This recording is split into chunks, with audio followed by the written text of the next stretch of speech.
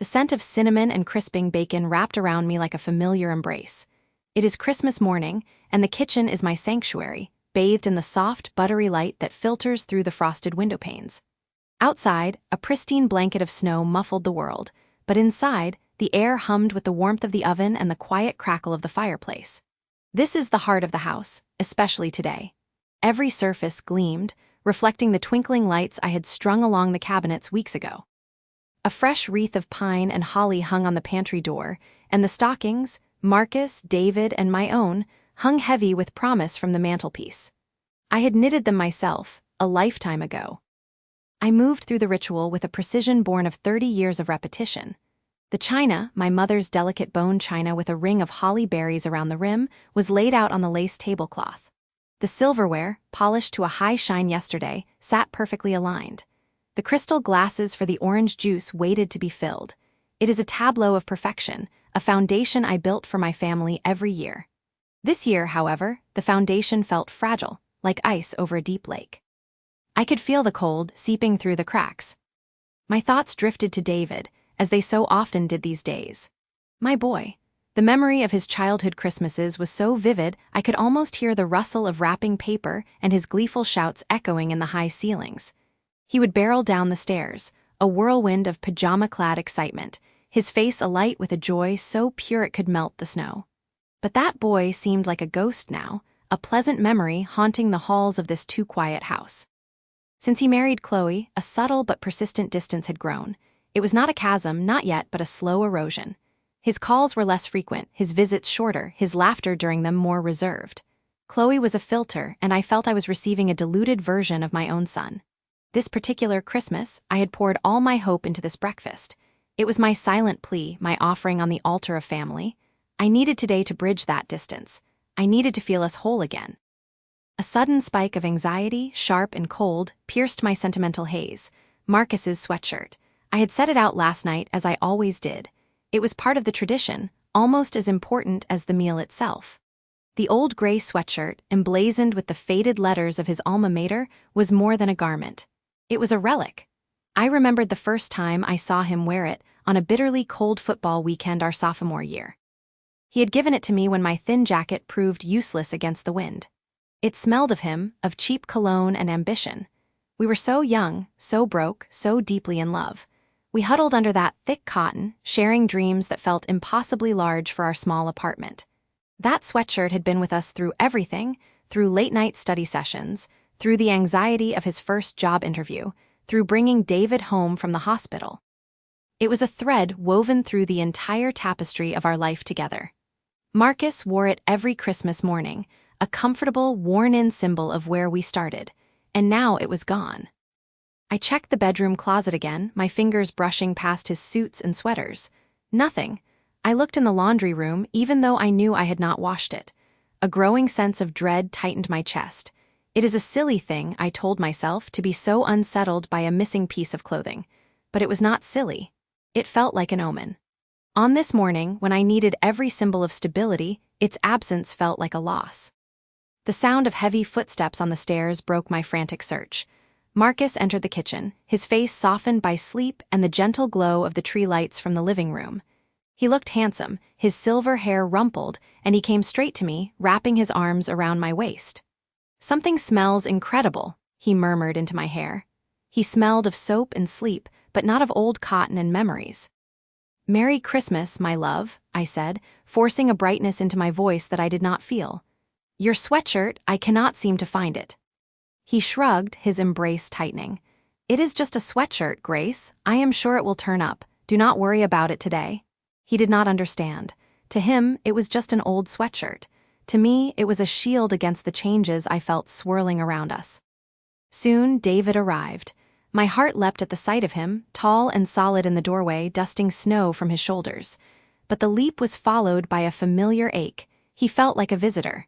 He hugged me, a careful, brief pressure. "Merry Christmas, Mom. The house looks great." "Merry Christmas, David." I held onto his arms for a moment longer than necessary, searching his eyes. They were my son's eyes, but the easy openness was guarded now. "Breakfast is almost ready." He moved past me to greet his father, and I busied myself with the pancakes, pouring circles of batter onto the hot griddle. The kitchen was filling with the sounds of my family, but the silence between the sounds was deafening. I chattered about the snow, about the news, about anything to fill the space. Marcus and David talked about a football game scheduled for later, their conversation easy but surface level. The absence of the sweatshirt was a silent scream in the room, at least to me. Everything felt precarious. I was balancing this entire morning on a knife's edge. And then the front door opened again. The sound of light, quick footsteps. Chloe. I turned, a practiced, welcoming smile already on my face. She always ran a few minutes behind David, a detail I had noted, and I am ashamed to admit, resented. She walked into the kitchen, a vision of modern Christmas chic. Her blonde hair was perfectly styled, and she wore a new-looking sweater dress in a festive crimson. She was beautiful, there was no denying that. But my eyes, my traitorous eyes, were drawn not to her dress, but to what she wore over it.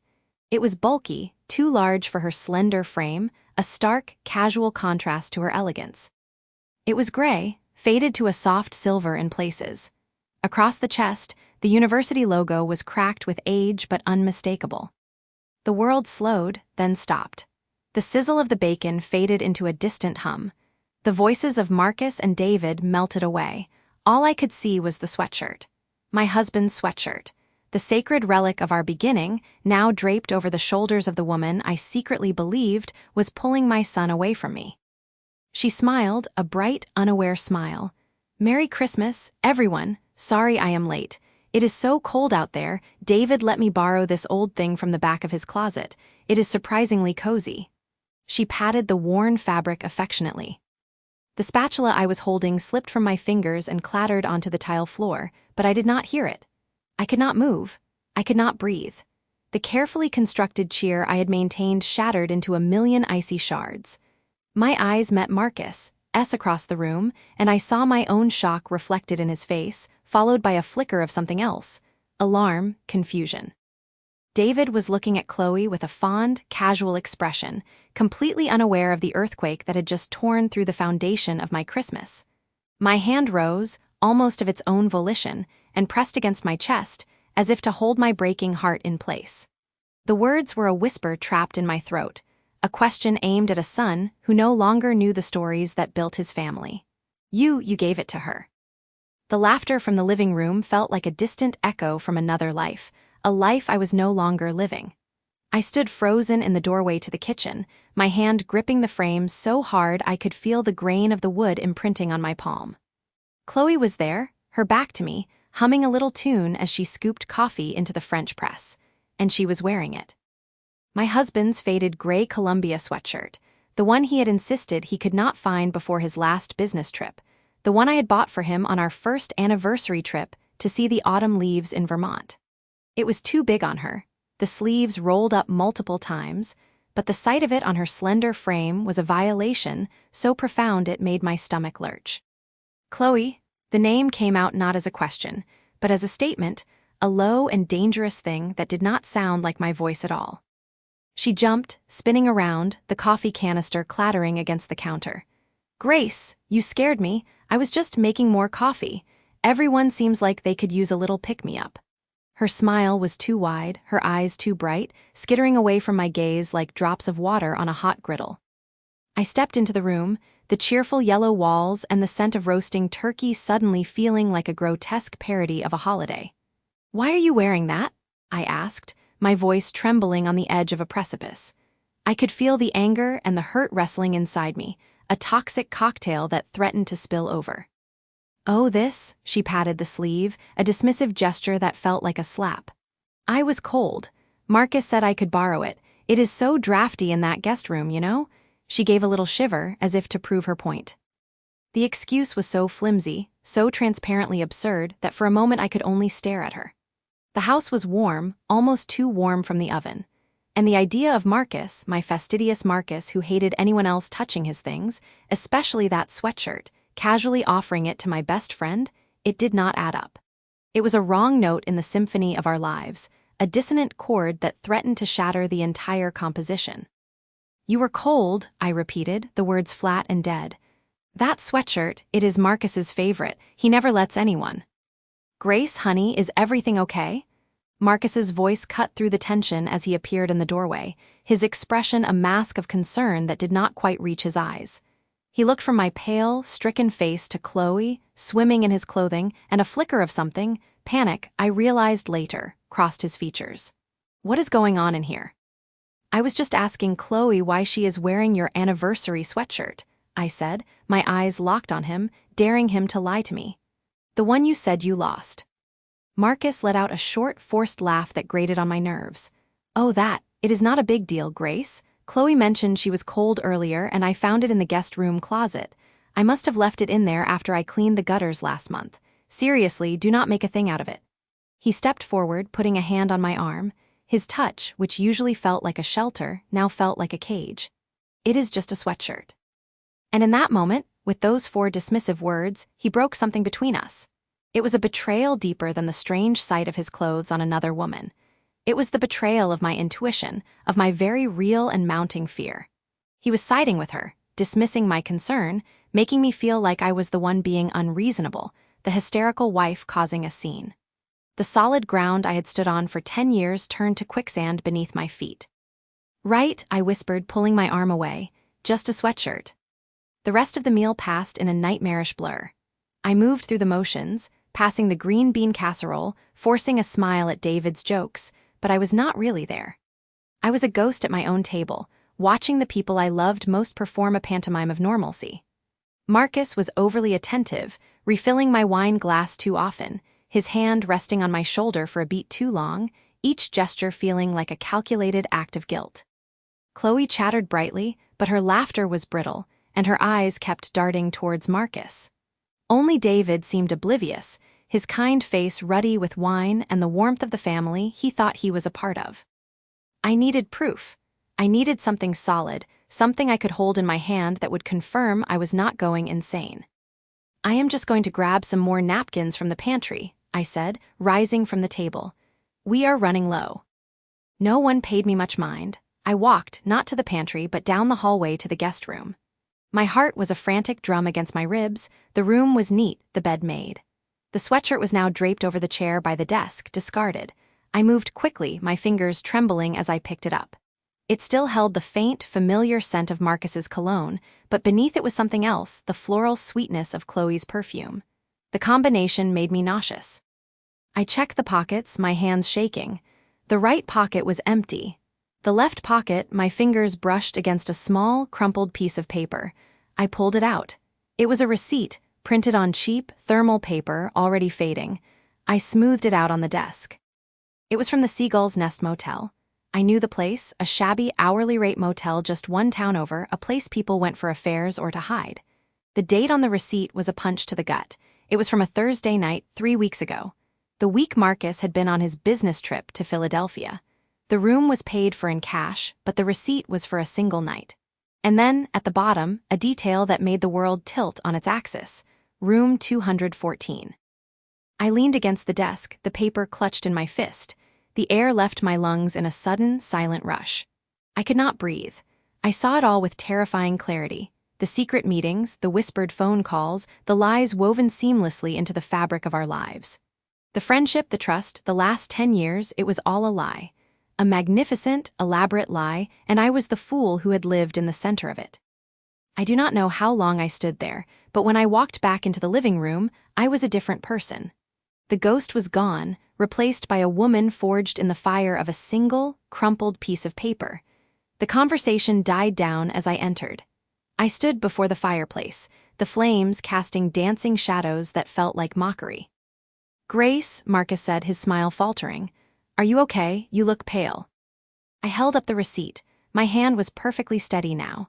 The tremble was gone, replaced by a cold, hard certainty. "I found this," I said, my voice clear and loud, cutting through the quiet room. "In the pocket of your sweatshirt, Marcus, the one you let Chloe wear. It is a receipt for the Seagull's Nest Motel, for room 214. I turned my gaze to Chloe, who had gone as white as the tablecloth. "It is dated for the week you were supposed to be in Philadelphia. The week you told me the hotel lost your luggage." The silence in the room was absolute. You could hear the crackle of the fire, the faint hum of the refrigerator. David looked from me to Marcus to his wife, his brow furrowed in confusion. "What is this about, Grace? What is the seagull's nest?" "It is a motel, David," I said, my voice dripping with a malice I did not know I possessed. "A cheap motel where people go to cheat on their spouses. Ask your wife. Ask my husband. They have been there. They have been doing this for how long?" I shouted the last words, turning my fury back on Marcus. "How long have you been lying to me?" Marcus stared at me, his mouth agape. The color drained from his face, and I saw the carefully constructed facade crumble in real time. There was no denial, no excuse. There was only the terrifying truth dawning in his horrified eyes. "Grace, he stammered, but no other words came. It was Chloe who broke first. A raw, guttural sob escaped her, and she buried her face in her hands. "I am sorry," she wailed, her body shaking. "I am so sorry, David. It just happened. It has been going on for almost a year." David made a sound, a low, wounded animal moan. He stood up, his chair scraping loudly against the floor. He looked at Chloe as if he had never seen her before, his face a mask of pure, unadulterated horror. "A year?" he whispered, the words barely audible. "You have been with him for a year." The room erupted into chaos. David was shouting, Marcus was trying to speak, his words a jumble of apologies and pleas, and Chloe was hysterical, crying so hard she could barely breathe. I stood in the center of the storm, the receipt still held aloft, a silent witness to the destruction. I had wanted the truth, and I had gotten it. I had torn down my entire life to get it. And as I watched my husband fall to his knees, not in a romantic gesture, but in a posture of utter defeat, his shoulders shaking with silent sobs, I realized the terrible truth of what I had done. The revelation was not a conclusion. It was not an answer. The affair was the secret, but it was not the only one. As Marcus looked up at me, his eyes red-rimmed and desperate, he choked out 3 words that froze the blood in my veins, words that promised this nightmare was far from over. "You do not understand," he wept. "There is more." The slam of the front door was not just a sound. It was a final, brutal punctuation mark on the life we had built. The house did not just fall silent, it became a vacuum, sucking all the air, all the warmth, all the hope out of the room. I stood in the wreckage, my hands still tingling from the impact of David's cheek, the ghost of Marcus's confession still hanging in the air like smoke. My family unit, the thing I had cherished and protected for 25 years, lay in splinters at my feet. David was gone. I could hear the roar of his car engine, a furious, wounded animal sound that tore down the street and faded into the Christmas night. He did not look back. Marcus was a statue by the fireplace, his shoulders slumped, his face ashen. He looked at me, his eyes pleading for something I could not possibly give. There were no words left. The truth had scorched the earth between us, leaving nothing fertile, nothing alive. "Grace," he whispered, his voice ragged. I held up a hand. I could not bear to hear my name on his lips. That name belonged to a woman who was married to an honest man. I did not know who I was now. "Just go, Marcus. Please, just go." He did not argue. He moved like a man in a dream, collecting his keys, his wallet, his coat from the hook by the door. He paused on the threshold, a silhouette against the festive glow of the streetlights. "I am so sorry," he said, and it was the most true and most useless thing he had ever said to me. Then he was gone, too, and I was alone. The following days were a blur of suffocating stillness. The Christmas decorations, once so joyful, became mocking relics. The tree stood in the corner, its lights twinkling over a pile of untouched presents. I did not have the strength to take it down. I moved through the house like a ghost, touching the familiar surfaces of our life, the coffee table where we had shared morning coffee, the sofa where we had watched movies, the wedding photo on the mantelpiece. That photo. My smiling face, so full of ignorant trust. His arm around me, a lie solidified in a silver frame. That symbol of my marriage was a lie. The sweatshirt, my most treasured possession, was a monument to a fraud. The first communication from David was a text, 3 days later. It was not a message, it was a blade. "I do not know who you are, I do not know who he is, I need space." I typed out a dozen replies, pleading, explaining, apologizing for my part in the shock, but I deleted every one. He was right. He needed space. He needed to grieve the father he thought he had and the mother he now saw as complicit in a lifetime of deception. My only focus became David. I had to rebuild to find a way back to my son. Our first meeting, a week after Christmas, was in a sterile coffee shop, a neutral ground. He arrived with a wall around him I could almost see. He looked older, the light in his eyes replaced by a hard, cold anger. "How are you?" I asked, my voice trembling. "How do you think I am?" he shot back, not meeting my gaze. "Did you know? All along, did you know?" "No, David, I swear to you I did not. I was as blindsided as you were." He stirred his coffee, the spoon clinking a harsh rhythm against the ceramic mug. "But you stayed, you never questioned it. You never wondered why he was so distant sometimes, why he would get that look in his eye." "I thought that was just who he was," I said, the defense sounding weak even to my own ears.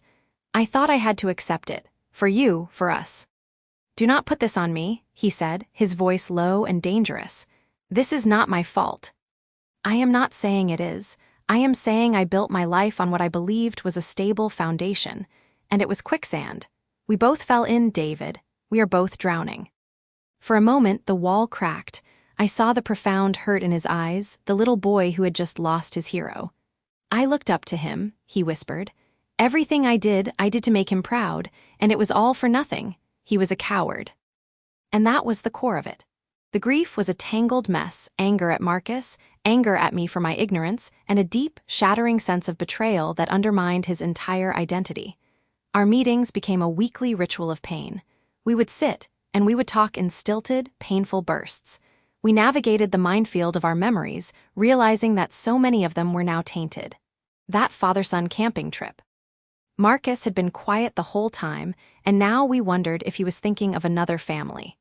David's graduation? Had Marcus been living a double life even then? Meanwhile, Marcus moved out. He found a small apartment across town. The process was quiet, clinical. There were no lawyers, not yet, just a terrible, mutual understanding that the life we had shared was over. He would come by the house when I was at work to collect his things in boxes. It was a reverse archaeology, dismantling our life layer by layer. One day, I came home to find his side of the closet empty. It was the most profound silence I had ever experienced. New Year's Eve arrived. The world was celebrating new beginnings, but I was still trapped in the ending. David was spending the night with friends. I knew he did not want the pressure of a forced, solemn evening with me. The house was too big, too empty. I could not stand the thought of watching the clock tick past midnight, surrounded by the ghosts of happier years. I found myself in the bedroom, standing before my closet. My hand reached for the soft, worn fabric of the gray sweatshirt. I pulled it out and held it up. It smelled faintly of Marcus's cologne and something else, something that was just him. For 25 years, this had been my security blanket. I had worn it when I was sad, when I was cold, when I missed him. I had believed it was a token of a love that was rugged and enduring. Now I saw it for what it was: a costume, a prop in a play I did not know I was acting in. The man who gave it to me was not the man I thought he was. The love it symbolized was not the love I thought we shared. I did not cry. A strange calm settled over me. I folded the sweatshirt with a precision that felt like a ritual. I placed it in a donation bag along with other items I was purging from the house: old clothes, books I would never read again. It was not an act of rage. It was an act of reclamation. I drove to the donation bin located in the supermarket parking lot. The night was cold and clear, the stars sharp pinpricks in the velvet sky. I could hear the distant, muffled booms of early fireworks. I stood before the metal bin, the bag heavy in my hand. This was it, the final piece. Letting go of the physical symbol felt like releasing a weight I had been carrying for decades. I opened the chute and dropped the bag inside. It landed with a soft thud in the darkness below. I closed the chute and stood there for a moment, my hands free. I expected a wave of sadness, of loss, but it did not come. Instead, a different feeling rose in my chest, warm and solid. It was strength. For the first time, I understood that my identity was not tied to being Marcus's wife. My strength was not derived from his presence. My value was not measured by his fidelity. I was Grace. I was a mother. I was a woman who had survived an earthquake and was still standing. I walked back to my car, my breath misting in the cold air. As I reached for the door handle, my phone vibrated in my pocket.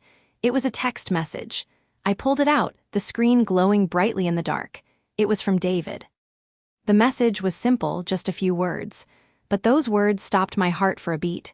They were not angry. They were not distant. They were a question, and they held a fragile, tentative hope that I had not dared to feel in weeks. He had sent it just as the clock struck midnight.